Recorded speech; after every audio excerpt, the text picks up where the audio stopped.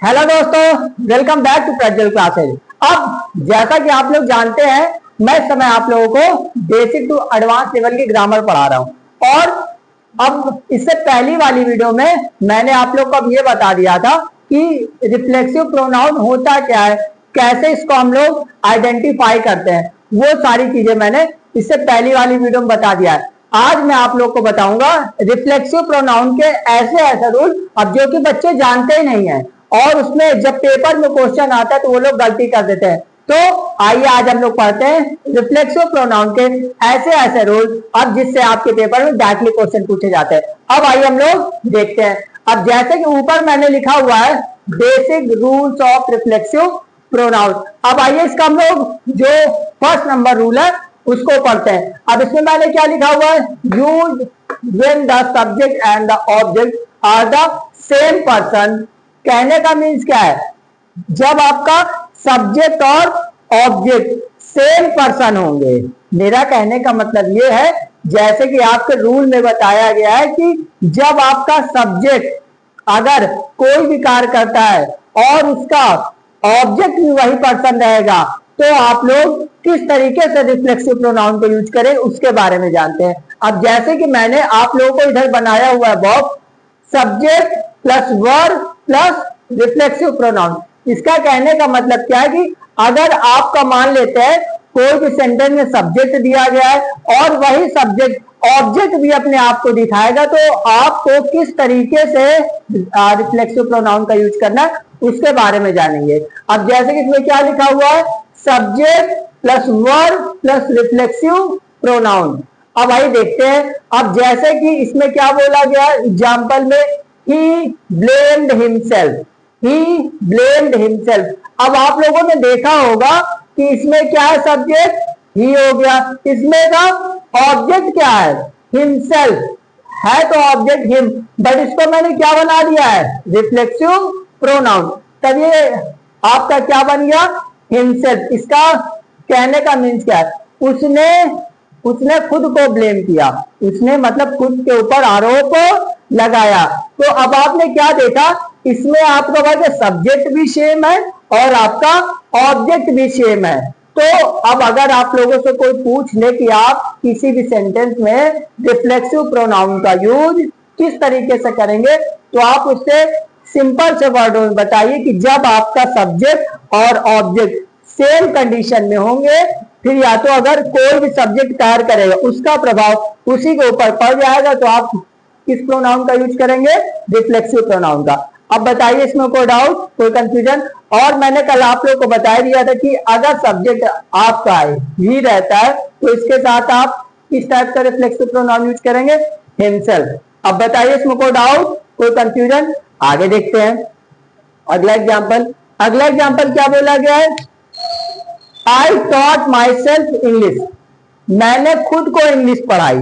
कहने का मीन्स है कि इस वाले सेंटेंस में जो सब्जेक्ट है और जो ऑब्जेक्ट है, और वो क्या हो गए, दोनों के दोनों हो गए सेम। कहने का मतलब ये, सब्जेक्ट के द्वारा जो कार्य किया गया उसका प्रभाव उसी के ऊपर पड़ गया, तो उसी प्रोनाउन को आप लोग क्या बोल देंगे, रिफ्लेक्सिव प्रोनाउन।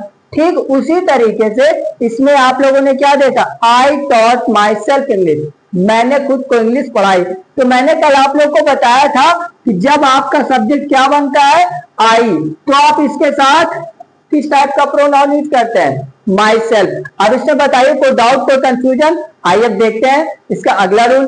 अगला रूल आप लोगों से क्या बोला गया है, reflexive pronoun can not be use as the subject. इसका कहने का मीन्स क्या है, इसका कहने का मीन्स ये कि जो रिफ्लेक्सिव प्रोनाउन होता है, अब ये कभी भी किसी भी सेंटेंस में सब्जेक्ट के रूप में प्रयोग नहीं होता है। ओवरऑल कहने का मतलब ये कि ऐसे भी आप लोग इसको समझ सकते हैं कि अगर आपके सेंटेंस में रिफ्लेक्सिव प्रोनाउन सब्जेक्ट बन करके आया है तो वो कभी भी सब्जेक्ट नहीं बनेगा।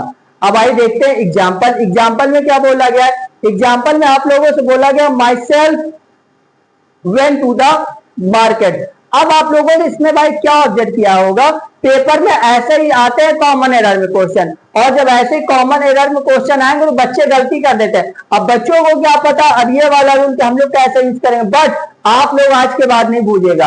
अब इसमें जैसे कि बोला गया myself went to the market, अब आप लोगों ने देखा होगा कि अब इसमें क्या हुआ है, स्टार्टिंग में क्या आपका प्रयोग हुआ है, माई सेल्फ, और ये क्या है, रिफ्लेक्सिव प्रोनाउन। तो फिर ये सेंटेंस क्या हो गया आपका, रॉन्ग। क्यों? क्योंकि अभी अभी मैंने आप लोग को बताया है कि जो रिफ्लेक्सिव प्रोनाउन होता है अब वो किसी भी सेंटेंस में सब्जेक्ट के रूप में प्रयोग बिल्कुल नहीं होता।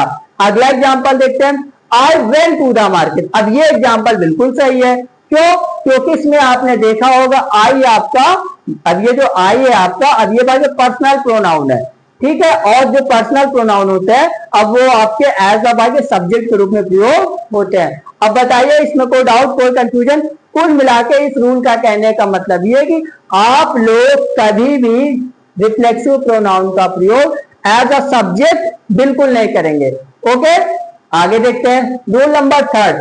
अब इसमें क्या बोला गया, इसमें आप लोगों से बोला गया sometimes reflexive pronoun are used to emphasize the subject. इसका कहने का मीन्स क्या है कि कभी कभी जो आप लोगों का रिफ्लेक्सिव प्रोनाउन होता है अब वो बात है सब्जेक्ट को एम्फेसाइज करता है। एम्फेसाइज का मतलब उसके बारे में उसको थोड़ा सा प्रभावित करता है, उसी को हम लोग क्या बोलते हैं, एम्फेसाइज। तो वही इसमें बोला गया है कि जो आप लोग का रिफ्लेक्सिव प्रोनाउन होता है अब वो कभी कभी सब्जेक्ट को क्या करता है, एम्फेसाइज करता है। अब आइए देखते हैं एग्जाम्पल। एग्जाम्पल कैसे आप लोग बोल सकते हैं। अब जैसे कि मैंने इसमें लिखा हुआ है example, I my self completed the project.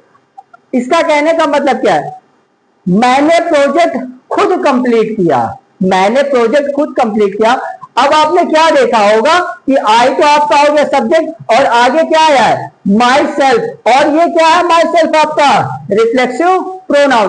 तो आप लोगों ने देखा होगा कि इस वाले सेंटेंस में अब ये जो माई सेल्फ आया है अब ये भाई क्या नाम है एक तरीके से इसको एम्फेसाइज कर रहा है, आई को एम्फेसाइज कर रहा है। आप लोग को समझ में आया? अगला एग्जांपल देखते। तो कुल मिला के कहने का मतलब ये, अगर आप लोगों ने कभी कभी देखा होगा कि जो एक तरीके से रिफ्लेक्सिव प्रोनाउन होता है अब वो क्या करता है, वो ऐसा करता है कि भाई सब्जेक्ट को एम्फेसाइज करता है, मतलब उसको एक तरीके से प्रभावित करता है, उसको एक तरीके से भाई बढ़ावा देता है। ओके गाइस, अगला देखते एग्जांपल। अगला एग्जांपल क्या बोला गया, सी हरसेल्फ कुक्ड द फूड। उसने खुद के लिए खाना बनाया, उसने मतलब खुद खाना बनाया। अब आप लोगों ने इसमें क्या देखा होगा, ये जो आया है आपका हरसेल्फ, हरसेल्फ आपका भाई कौन सा प्रोनाउन हो गया, रिफ्लेक्सिव प्रोनाउन हो गया। अब ये क्या कर रहा है, हरसेल्फ इसको प्रभावित कर रहा है, इसको एक तरीके से एम्फेसाइज कर रहा है। तो ये यहाँ पे जो हरसेल्फ आया है अब ये भाई किसके लिए आया हुआ है, सी के लिए आया हुआ है, और ये एक तरीके से भाई किसको एम्फेसाइज कर रहा है, सब्जेक्ट को। ओके गाइस, अब इसमें बताइए इसमें कोई डाउट, कोई कंफ्यूजन? कुल मिला के कहने का मतलब ये है इस रूल का कि जो आप लोग का रिफ्लेक्सिव प्रोनाउन होता है अब ये कभी कभी सब्जेक्ट को एम्फेसाइज करेगा। ओके गाइस, अब बताइए इसमें कोई डाउट, कोई कंफ्यूजन? अब देखते हैं हम लोग रूल नंबर 4। अब ये रूल आप लोग के लिए बहुत इंपॉर्टेंट है, rule number 2 and rule number 4। इसमें बच्चे अधिकतर गलती करते हैं, तो मैं ऐसी उम्मीद करता हूं कि आप लोग गलती इसमें बिल्कुल नहीं करेंगे। आगे क्या है, टू शो नेचुरल एक्शंस। अब बात है ना, इसका कहने का मीन्स क्या है, इसमें जैसे कि बोला गया टू शो नेचुरल एक्शंस, इसका कहने का मतलब ये कि ऐसा कोई कार्य अब जो कि अपने आप हो जाए, ऐसा कोई कार्य अब जो कि अपने आप हो जाए। अब फॉर एग्जाम्पल आप जैसे कि कमरे में बैठे हुए हैं, आपका दरवाजा खुला हुआ है, अब मान लेते कि हवा चल गई, हवा चलने के बाद आपका दरवाजा ऑटोमेटिक खुल गया, फिर या तो ऑटोमेटिक बंद हो गया। तो अब ये भाई कैसा एक्शन हो गया, अब ये एक तरीके से भाई क्या नेचुरल एक्शन है कि नहीं है? तो अगर कहीं पर भी भाई का नेचुरल एक्शन होगा तो आप लोग किस प्रोनाउन का यूज करेंगे, रिफ्लेक्सिव प्रोनाउन का यूज करेंगे। अब बताइए इसमें कोई डाउट, कोई कंफ्यूजन? अब आइए हम लोग समझते हैं एग्जाम्पल। अब जैसे कि इसमें क्या बोला गया है, the door open by itself, दरवाजा अपने आप खुल गया। अब फॉर एग्जाम्पल आपने दरवाजे को उड़ाया होगा, हवा चली होगी, फिर क्या हुआ होगा, दरवाजा अपने आप खुल गया। तो अब ये भाई कैसा एक्शन हो गया, अब ये एक तरीके से भाई का नेचुरल एक्शन है। अब बताइए इसमें कोई डाउट, कोई कंफ्यूजन? क्लियर हो गया गाइस? आगे देखते हैं। अगला रूल क्या बोला गया, the machine stopped by itself. अब फॉर एग्जांपल कोई मशीन चल रही थी, अब वो क्या हो गई, अपने आप बंद हो गई, उसको किसी ने बंद नहीं किया हुआ है, वो अपने आप बंद हो गई, तो फिर आपने क्या यूज किया, इटसेल्फ। इसका कहने का मतलब ये है कोई भी ऐसा एक्शन अब जो कि अपने आप भाई चालू हो जाए, फिर या तो अपने आप जो है एक तरीके से बंद हो जाएगा, तो आप लोग किस प्रोनाउन का यूज करेंगे, आप लोग यूज करेंगे रिफ्लेक्सिव प्रोनाउन का।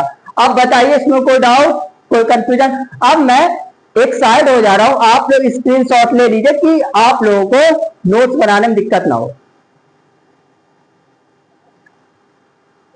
ओके गाइस, ऐसा आप लोग मान के चलिए आप लोगों ने स्क्रीनशॉट ले लिया होगा। अब आप लोगों ने जब स्क्रीनशॉट ले लिया तो आप लोग प्रॉपर वे में नोट्स बनाते हुए चलेगा कि अगर एग्जाम टाइम आपको मान लीजिए रिवीजन करना है तो आपको बिल्कुल भी प्रॉब्लम ना होने पाए। ओके गाइस, और जो बाकी बचे हुए रूल हैं आपको मैं अगले वीडियो में बताऊंगा। अगर वीडियो अच्छा लगा हो तो प्लीज लाइक शेयर एंड आप लोग क्या करेंगे भाई बहनों, सब्सक्राइब करेंगे। Thank you guys.